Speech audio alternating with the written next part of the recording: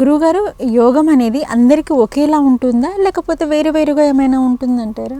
ఇప్పుడు నీ జాతక చక్రం తీసుకుందాం. నీ జాతక చక్రంలో గురువు రాహు కలిసి ఏదో మేషరాశిలో ఉన్నారనుకుందాం.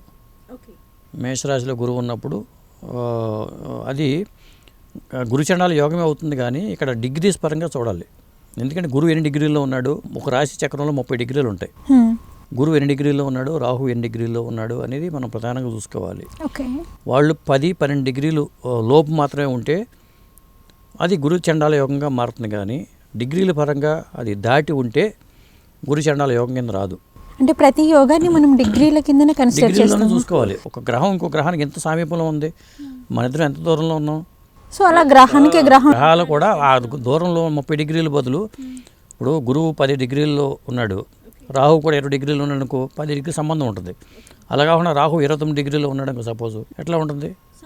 సంబంధం ఉండదు. ఇట్లా ఈ కలయిక అనేది ఇలా ఉంటుంది. గురుచండాల యోగం అంటే వాళ్ళ మధ్యలో సంబంధం అలా చూడాలి. సవ్యంగా వెళ్తూ ఉంటే గురువు రాహులని క్లాక్ వైజ్ వెళ్తా, యాంటీ క్లాక్ వైజ్ వెళ్తూ ఉంటాయి.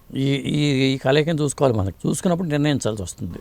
ఇంకొకటి, అందరికీ ఒకేలాగా ఉంటుందా అన్నాడు. అందరికీ ఒకేలాగా ఉండదు. ఎందుకంటే గురువు మంచి ఇంట్లో ఉండి రాహుతో కలిసి ఉన్నాడు అనుకో, ఇప్పుడు స్టార్టింగ్ స్టేజ్లోనేమో రాహు తప్పుదో పట్టించవచ్చు గురువుని, కానీ ఒక ఏజ్ వచ్చిన తర్వాత 40 ఏళ్ళు 50 ఏళ్ళు వచ్చిన తర్వాత రాహువు కూడా జ్ఞానాన్ని ప్రసాదించే అవకాశాలు ఉంటాయి.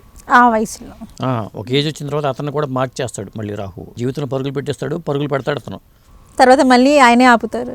మళ్ళీ ఆయన ఆపుతాడు తర్వాత. అంటే గురువు ఉన్న స్థానాన్ని బట్టి కూడా మనం చూడాల్సి వస్తుంది. గురువు తన సొంత ఇంట్లో ఉండి గురు చండాల యోగాన్ని ఇచ్చాడనుకో, ఫలితం ఒక రకంగా ఉంటుంది. గురువు ఉచ్చ స్థానంలో ఉండి కర్కాటక రాశిలో ఉండి రాహుతో కలిసి ఉంటే ఒక రకమైన గురు చండాల యోగాన్ని ఇస్తాడు. గురువు శత్రుస్థానంలో ఉంటే ఫలితాన్ని ఒక రకంగా ఉంటుంది. ఎందుకంటే గురువు మంచి స్థానంలో లేడు, రాహువు మంచివాడు కాదు. అలా స్థానాన్ని బట్టి మారుతూ ఉంటాయి, ఫలితాలు మారుతూ ఉంటాయి.